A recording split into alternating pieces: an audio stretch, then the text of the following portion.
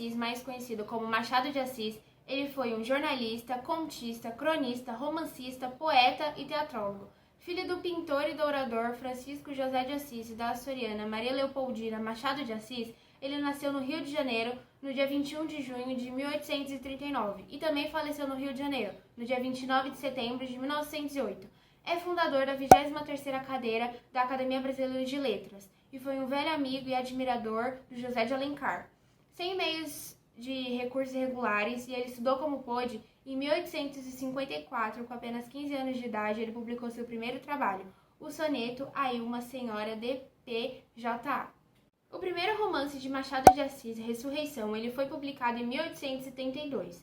No ano seguinte, o escritor ele foi nomeado primeiro oficial da Secretaria de Estado do Ministério da Agricultura, Comércio e Obras Públicas, iniciando assim a sua carreira burocrata que lhe seria até o fim o meio principal da sua sobrevivência. Suas obras mais famosas são Ressurreição, Dom Casmurro, Memórias Póstumas de Brás Cubas, O Espelho, Quincas Borba, O Alienista, Pai contra Mãe e o Esaú e Jacó. As características literárias de Machado de Assis são crítica à burguesia e à sociedade de maneira geral, ironia, metalinguagem, diálogo direto com o leitor.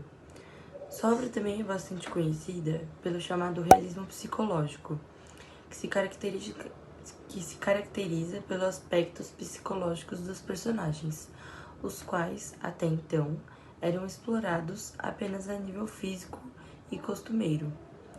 Por ser um escritor que também era jornalista e cronista, sua visão da sociedade, a qual rotineiramente observava, influenciava muito o que abordava em suas obras, a sociedade burguesa carioca do século XIX.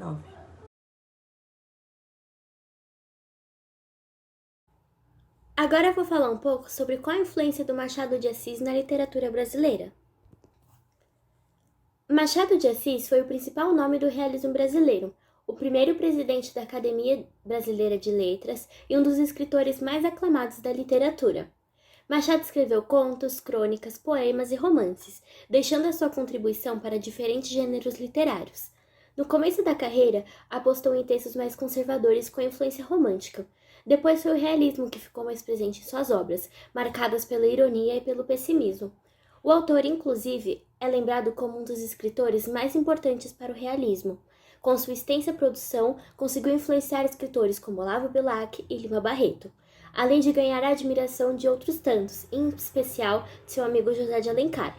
A sua importância se dá pelo fato de que, até os dias de hoje, suas obras literárias servirem de referência para o campo de pesquisa, história, leitura didática, entre outras fontes de estudo. O amadurecimento literário tem sua influência da esposa do escritor, uma mulher culta que apresentou várias obras importantes ao autor.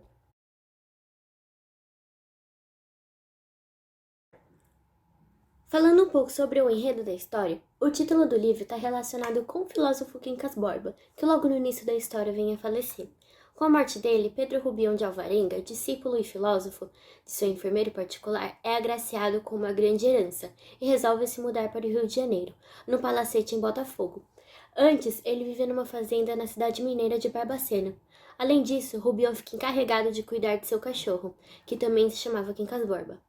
Sendo assim, a obra narra a história de Rubião, ex-professor primário e enfermeiro, que resolve mudar de sua vida provinciana, passando a viver na cidade. Durante sua trajetória, ele conhece um casal, Cristiano e Sofia. A partir disso, ele começa a ter contato com diversas características que o levaram a se tornar um professor capitalista. Isso porque, na sua ingenuidade que estava ligada à vida simples que levava, Rubião foi visto como uma pessoa que facilmente poderia ser enganada. Assim passa a conviver com seu novo casal de amigos. Extasiado pela beleza e meiguice de Sofia, Rubião acaba por se interessar pela moça. No momento, ele revela seu amor, porém ele é rejeitado pela personagem. Fiel a seu marido e suas ações, Sofia conta a Cristiano, mesmo sabendo que ele continua a relação com Rubião, uma vez que tinha interesses maiores relacionados com sua fortuna. Triste com a decisão de Sofia, Rubião aos poucos vai sendo acometido pela loucura. Ele crê ser o Napoleão III e repete insensatamente a máxima de seu amigo falecido Quincas: ao vencedor, as batatas. Por fim, Rubião foge para Barcelona e ali mesmo morre ele e o cão. Por outro lado, o casal Palha tornam-se ricos.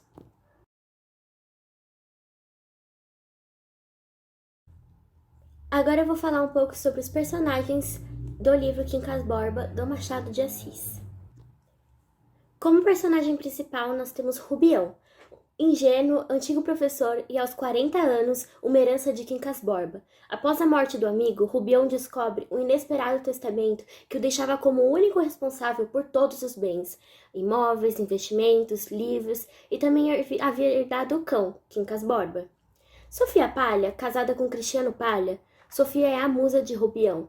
O rapaz apaixona-se pela moça desde o momento que a conhece, na Estação das Vassouras. Sofia tinha entre 27 e 28 anos e era descrita como uma belíssima senhora. Cristiano Palha, interesseiro, e vê em Rubião uma oportunidade para crescer na vida, a partir do momento que percebe a ingenuidade do rapaz. Cristiano tenta tirar vantagem de sua condição financeira abastada.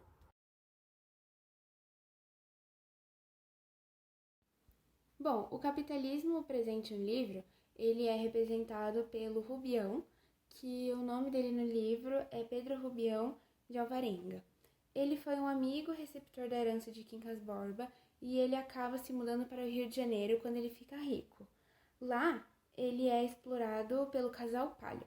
Acaba se apaixonando por Sofia, que é também uma das personagens do livro, e quando percebe o interesse do casal e a falta de amor da moça, acaba por enlouquecer, morrendo em Barbacena.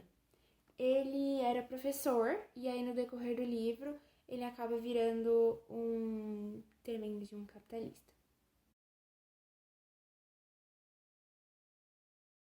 A teoria de humanitismo pode ser comprovada no livro Quincas Borbas.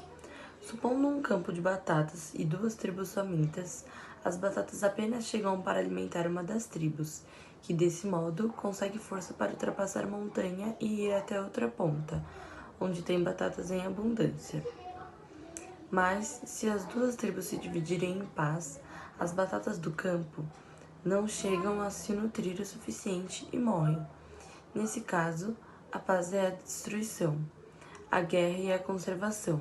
Uma das tribos acaba e a outra recolhe o despojo. São vencidos com ódio ou paixão ao vencer as batatas.